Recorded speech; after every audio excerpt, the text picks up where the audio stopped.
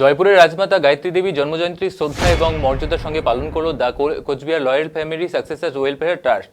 এদিন কোচবিহারের রাজপরিবারের ঐতিহ্য রক্ষা এবং সমাজসেবামূলক কাজের মধ্যে দিয়ে দিনটি উদযাপন করে the royal family Cooch Behar welfare trust. এই উপলক্ষে আয়োজিত বিশেষ অনুষ্ঠানে উপস্থিত ছিলেন the Cooch Behar royal family successor welfare ট্রাস্টের সদস্য সহ অন্যান্যরা। বিশ্বের অন্যতম সেরা সুন্দরী এবং জয়পুরের মহারানী গায়ত্রী দেবীর জন্মবার্ষিকী উপলক্ষে শনিবার এক বিশেষ অনুষ্ঠানের আয়োজন করা হয় কোচবিহার টেম্পল স্ট্রিটে কুমার জিতেন্দ্র নারায়ণের বাড়িতে। অনুষ্ঠানের শুরুতেই রাজমাতার প্রতিকৃতিতে মাল্যদান এবং পুষ্পার্ঘ্য অর্পণ করে শ্রদ্ধা জানানো হয়। এদিন দ্য কোচবিহার রয়্যাল ফ্যামিলির সাকসেসার ওয়েলফেয়ার ট্রাস্টের সভাপতি কুমার জিতেন্দ্র নারায়ণ রাজমাতার জীবনী নিয়ে আলোচনা করেন এবং পাশাপাশি রাজ্য সরকারের কাছে আবেদন করেন যাতে রাজমাতা গায়ত্রী দেবীর মূর্তি স্থাপন করা হয়। আমরা একে একে প্রথমে অফিস হল করে আমরা রাজকুমারী তথা জয়পুরের রাজমাতা গায়ত্রী দেবীর 107তম জন্মদিবস পালন করছি। প্রত্যেক বছরই আমরা করে থাকি। মহারানী তথা রাজকুমারী গায়ত্রী দেবী সারা ভারতবর্ষের মধ্যে একটি জনপ্রিয় ব্যক্তিত্ব। শুধু নারী ব্যক্তিত্ব বললেই বলবো না, সম্পূর্ণ মানুষ হিসেবে তিনি ভীষণ ভালো ছিলেন। তার কুচবিহারে রাজবাড়িতে তার জন্ম এবং পরবর্তীতে শান্তিনিকেতনে পড়াশোনা করেছিলেন। ইন্দিরা গান্ধীও প্রধানমন্ত্রী হিসেবে তার সঙ্গে সহপাঠী ছিল তার আগে, এবং পরবর্তীতে তিনি জয়পুরের রাজমাতা হিসেবে প্রতিষ্ঠিত হয়েছিলেন। সোয়াই মানসিং দ্বিতীয় তার সঙ্গে বিয়ে হয়েছিলেন, তার তৃতীয় রানী হিসেবে। এবং রাজস্থানের জয়পুরে বিশাল একটা পরিবর্তন নিয়ে আসছিলেন, যেখানে পর্দাপ্রথা ছিল, নারীরা বেরোতে পারত না, পর্দার আসীন ছিল।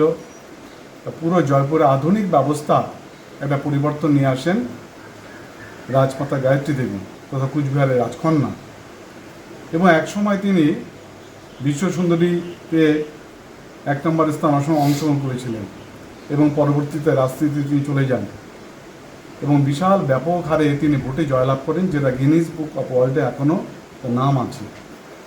তিনি কুচবিহারকে ভীষণভাবে ভালোবাসতেন, কারণ কুচবিহার তার বাপের বাড়ি, বাবার বাড়ি। এবং শেষ জীবনে তিনি প্রত্যেক বছরই কুচবিহারে আসতেন, কুচবিহারের মানুষের সুখ দুঃখের অংশীদার হতেন। এবং কুচবিহারের মানুষের কাছে তিনি প্রিয় ছিলেন। জয়পুরে যে সমস্ত লোকজন যেত কাজকর্ম করতে বিভিন্ন সূত্রে, তারা যখন কুচবিহারের পরিচয় দিতেন এবং তিনি ভীষণ খুশি হতেন। এবং ওইখানেও বিভিন্ন ফ্ল্যাট তৈরি করে দিয়েছিলেন যে কুচবিহারের লোকেরা সেখানে গিয়ে যাতে ভালোভাবে থাকতে পারে।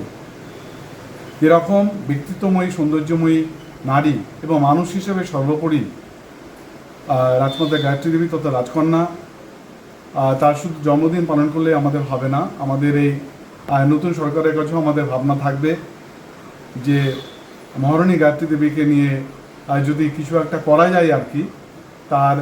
তার যে প্রেরণা, তিনি যে জয়পুরে কুটির শিল্প নিয়ে, তারপরে সিল্ক শিল্প নিয়ে, অলঙ্কার শিল্প নিয়ে কাজ করেছিলেন এবং কুচবিহারে মানুষের প্রতি যে তার দায়বদ্ধতা ছিল, এবং আনন্দময়ী ধর্মশালা যেটা মদনমোহন বাড়ির পাশে আছে, সেই বিষয়ে সংস্কার করার জন্য তিনি বিভিন্ন সময় অর্থদান করেছিলেন এবং দেখাশোনা করতেন আমাদের অন্যতম অভিভাবিকা হিসেবে।